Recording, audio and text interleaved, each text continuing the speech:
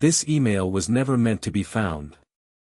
But when it surfaced in 2017, it exposed a 40-year cover-up about a chemical found in your food, your water, and your body. By the end of this video, you'll understand why it was buried, and why it still matters today. Glyphosate. The name might not ring a bell, but you've definitely encountered it. It's the active ingredient in Roundup, Monsanto's flagship herbicide that's been sprayed on everything from commercial farms to backyard gardens for over 40 years. What most people don't know is that while Monsanto was telling the world their product was completely safe, they were secretly documenting serious concerns about its potential to cause cancer. These weren't fringe theories or activist claims, these were internal company documents, buried deep within what would become known as the Monsanto Papers. What these secret files reveal isn't just about one company's misconduct, it's about how far a corporation will go to protect its profits when public health is at stake. The first bombshell came from an internal email dated 2001. A Monsanto scientist wrote to colleagues about their product's potential to cause non-Hodgkin's lymphoma, a type of cancer affecting the immune system.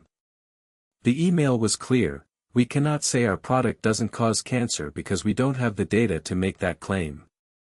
This wasn't a preliminary finding or a speculative theory, it was an admission from within the company that they simply didn't know if their product was safe.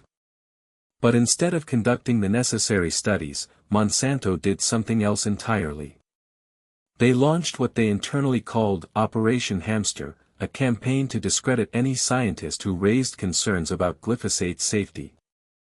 The files show they maintained detailed dossiers on researchers, planned strategies to undermine their credibility, and even suggested ways to pressure their employers.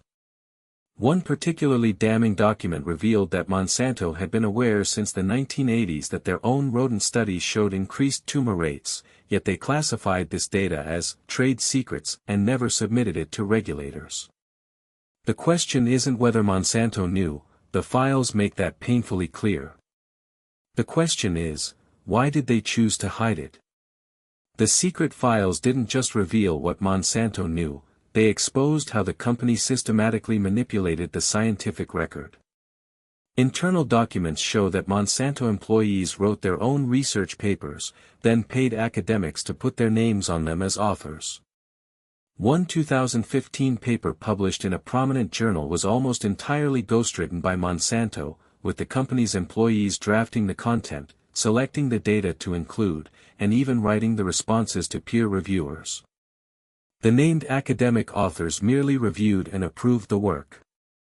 But the manipulation went deeper. The files reveal that Monsanto maintained a fusion center, staffed with former intelligence analysts whose job was to monitor journalists, scientists, and activists who questioned glyphosate safety. They tracked social media conversations, identified key influencers, and developed strategies to discredit them. One document outlined plans to orchestrate outcry against a planned book critical of Monsanto, including recruiting third parties to write negative reviews before the book was even published. The company even went so far as to pay Google to suppress search results linking glyphosate to cancer. Every piece of evidence suggests that Monsanto wasn't just defending their product, they were waging a coordinated campaign to control the entire narrative around it. The human cost of this deception is staggering. The secret files coincide with a dramatic rise in certain cancers, particularly among farmers and agricultural workers who had the highest exposure to glyphosate.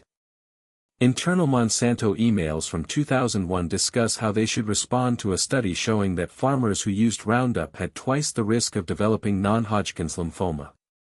Their response wasn't to investigate further or warn users, it was to prepare a PR strategy to minimize the findings' impact. The files also reveal that Monsanto knew their product was showing up in human urine samples at levels far exceeding what they had publicly claimed was safe. One 2013 internal presentation acknowledged that glyphosate was being found in breast milk, yet the company continued to insist their product didn't bioaccumulate in humans. The legal battles that followed have been unprecedented. Over 100,000 lawsuits have been filed against Monsanto, with juries in multiple cases awarding billions in damages after seeing the secret files. Internal documents presented in court showed that Monsanto had ghostwritten scientific reviews, manipulated regulatory assessments, and even edited their own EPA officials' social media posts to defend their product. The files prove that what Monsanto told the public, what they told regulators, and what they actually knew were three completely different things. The Monsanto papers reveal a systematic corporate deception that spanned decades.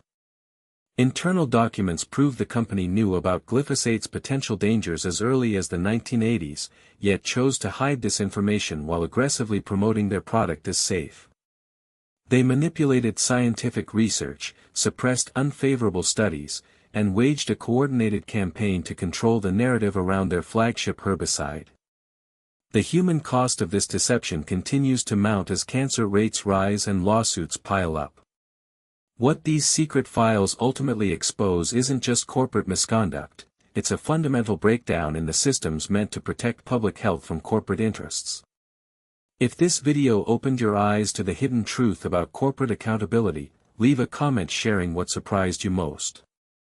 And if you want to learn about another chemical that was declared safe for decades before the truth came out, watch our next video on the history of asbestos and corporate cover-ups.